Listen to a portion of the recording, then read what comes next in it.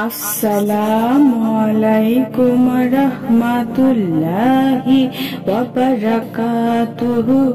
সুপ্রিয় সম্মানিত দর্শক শ্রোতা, আশা করি মহান রব্বুল আলামিনের দয়ায় আপনারা সকলেই ভালো আছেন।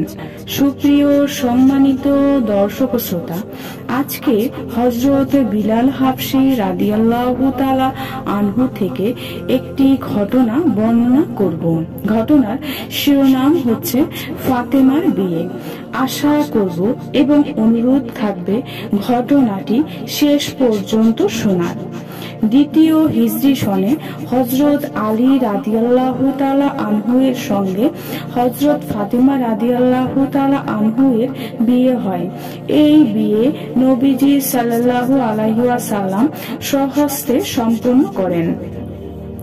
কুরাইশের নেতৃত্ব স্থানীয় ব্যক্তিবর্গ নবীজি সাল্লাল্লাহু আলাইহি ওয়াসাল্লামের নিকট হযরত ফাতেমা রাদিয়াল্লাহু তাআলা আনহা এর বিয়ের প্রস্তাব পেশ করে, কিন্তু নবীজি সাল্লাল্লাহু আলাইহি ওয়াসাল্লাম তাদের প্রস্তাবে নীরবতা অবলম্বন করেন।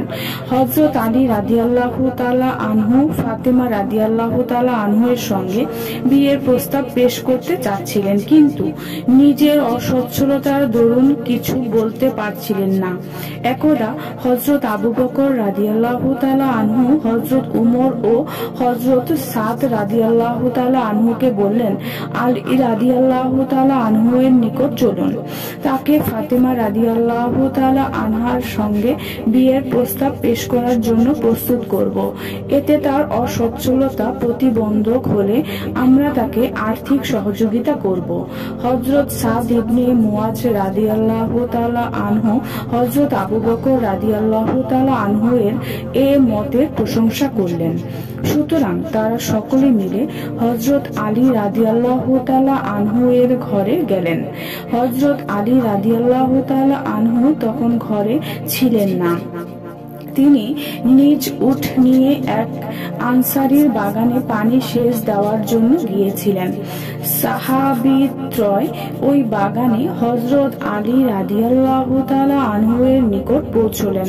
হযরত আলী রাদিয়াল্লাহু তাআলা আনহু তাদের আগমনের কারণ জিজ্ঞেস করলে হযরত আবু বকর রাদিয়াল্লাহু তাআলা আনহু বললেন, আপনি মার্জিত চরিত্রের অধিকারী, অন্যান্য লোকদের থেকে অগ্রগামী। নবীজি সাল্লাল্লাহু আলাইহি ওয়াসাল্লামের সঙ্গে বংশীয় সম্পর্কের ক্ষেত্রেও আপনি অন্যান্যদের তুলনায় অধিক নিকটবর্তী।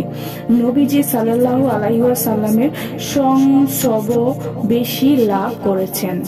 আপনি হযরত ফাতেমা রাদিয়াল্লাহু তাআলা আনহু এর সঙ্গে বিয়ের প্রস্তাবের কোন বিষয়কে প্রতিবন্ধক মনে করেন? আমার ধারণা হলো আল্লাহ ও তার রাসূল সাল্লাল্লাহু আলাইহি ওয়াসাল্লাম ও বৈবাহিক সম্পর্ক কেবল আপনার জন্য রেখে দিয়েছেন।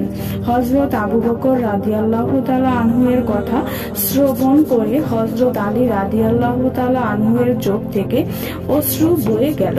তিনি বললেন, হে আবু বকর, আপনার কথায় মনের ব্যথা মাথাচাড়া দিয়ে উঠেছে এবং মনের সুপ্ত বাসনা উদ্বেলিত হয়ে পড়েছে। এমন কোন ব্যক্তি আছে যে ফাতেমার সঙ্গে বিয়ের আকাঙ্ক্ষা পোষণ করে না? কিন্তু আমার অসচ্ছলতার দারুণ এ প্রস্তাব পেশ করতে লজ্জাবোধ করছি। সুতরাং তারা হযরত আলী রাদিয়াল্লাহু তাআলা আনহু এর প্রস্তাব নিয়ে নবীজি সাল্লাল্লাহু আলাইহি ওয়াসাল্লামের নিকট যে সম্মত হলেন। এই উদ্দেশ্যেই হযরত আলী রাদিয়াল্লাহু তাআলা আনহু নিজ উট নিয়ে ঘরে ফিরে এলেন।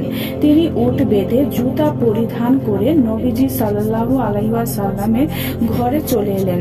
ওই সাহাবী তিনজন হযরত আলী রাদিয়াল্লাহু তাআলা আনহুকে কেবল সম্মতি করাননি, বরং হযরত আবু বকর রাদিয়াল্লাহু তাআলা আনহু, হযরত উসমান রাদিয়াল্লাহু তাআলা আনহু বিয়ের সরঞ্জাম ও ফাতেমা রাদিয়াল্লাহু তাআলা আনহু এর উপহারের জন্য অর্থ করে দিয়ে হযরত আলী রাদিয়াল্লাহু তাআলা আনহুকে সহযোগিতা করেন। হযরত উসমান রাদিয়াল্লাহু তাআলা আনহু হযরত আলী রাদিয়াল্লাহু তাআলা আনহুকে একটি লৌহ বর্ম দিলেন, যেটাকে তিনি বিক্রি করে এর মূল্য রাসূল সাল্লাল্লাহু আলাইহি ওয়াসাল্লামের নিকট পেশ করলেন। করেছেন। নবীজি সাল্লাল্লাহু আলাইহি ওয়াসাল্লাম তা থেকে এক মুষ্টি পরিমাণ হযরত বিলাল রাদিয়াল্লাহু তাআলা আনহুকে দিয়ে বললেন, ফাতেমার জন্য সুগন্ধি খরিদ করে আনো। আবার এক মুষ্টি পরিমাণ হযরত আবু বকর রাদিয়াল্লাহু তাআলা আনহুকে দিয়ে বললেন, ফাতেমার জন্য মানানসই কাপড়, উপহার সামগ্রী, অন্যান্য জিনিসপত্র খরিদ করে আনো। হযরত আম্মার ইবনে ইয়াসিরকে অন্য বর্ণনামতে হযরত বিলাল রাদিয়াল্লাহু তাআলা আনহুকে ও আরো কয়েকজন সাহাবীকে হযরত আবু বকরের সঙ্গে প্রেরণ করলেন। তারা যাই খরিদ করতেন সর্বপ্রথম তা হযরত আবু বকর রাদিয়াল্লাহু তাআলা আনহুকে দেখাতেন। তার পছন্দ হলে তা খরিদ করা হতো, নতুবা ফিরিয়ে দেওয়া হতো। ফাতেমা রাদিয়াল্লাহু তাআলা আনহু এর জন্য ওই সাহাবীরা হযরত আবু বকর সিদ্দিক রাদিয়াল্লাহু তাআলা আনহু এর পছন্দ মতো যা কিছু খরিদ করেছিলেন।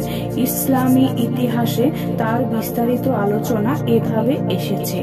নম্বর 1, একটি কামিজ। নম্বর 2, একটি ওড়না। নম্বর 3, খায়বারের তৈরি একটি কালো চাদর। নম্বর 4, একটি তৈরি খাট। নম্বর 5, বিছানার জন্য 2টি তোশক একটি খেজুরের ছাল দ্বারা পরিপূর্ণ ছিল ও দ্বিতীয়টি ভেড়ার পশম দ্বারা। নম্বর 6, আজখার ঘাস দ্বারা পরিপূর্ণ একটি বালিশ। নম্বর 7, একটি পশমি কাপড়। নম্বর 8, একটি চামড়ার মশক। নম্বর 9, কাঠের তৈরি একটি দুধ পান করার পাত্র। নম্বর 10, একটি কলস। নম্বর 11, মাটির তৈরি কয়েকটি পাত্র। বাজার থেকে এই সমস্ত জিনিসপত্র খরিদ করার পর কিছু হযরত আবু বকর রাদিয়াল্লাহু তাআলা আনহুকে, কিছু হযরত বিলাল রাদিয়াল্লাহু তাআলা আনহুকে, কিছু হযরত আম্মার ইবনে ইয়াসির রাদিয়াল্লাহু তাআলা আনহুকে ও কিছু সামগ্রী অন্যান্য সাহাবাগণ বহন করলেন, যারা হযরত আবু বকর রাদিয়াল্লাহু তাআলা আনহু এর সঙ্গে বাজারে গমন করেছিলেন। যখন এই সমস্ত জিনিসপত্র নবীজি সাল্লাল্লাহু আলাইহি ওয়াসাল্লামের সম্মুখে রাখা হলো, তখন তিনি একটি জিনিস হাতে নিয়ে দেখলেন এবং এ দোয়া করলেন, হায় আল্লাহ, আমার আহলে বাইতের এই জিনিসপত্রের মধ্যে বরকত দান করুন। সম্মানিত দর্শক শ্রোতা, আজকের ঘটনাটি এই পর্যন্তই। ঘটনাটি যদি ভালো লেগে থাকে অবশ্যই চ্যানেলটি সাবস্ক্রাইব করবেন, লাইক করবেন, কমেন্ট করবেন এবং বেশি বেশি শেয়ার করে দিবেন। সবাই ভালো থাকবেন। আল্লাহ হাফেজ।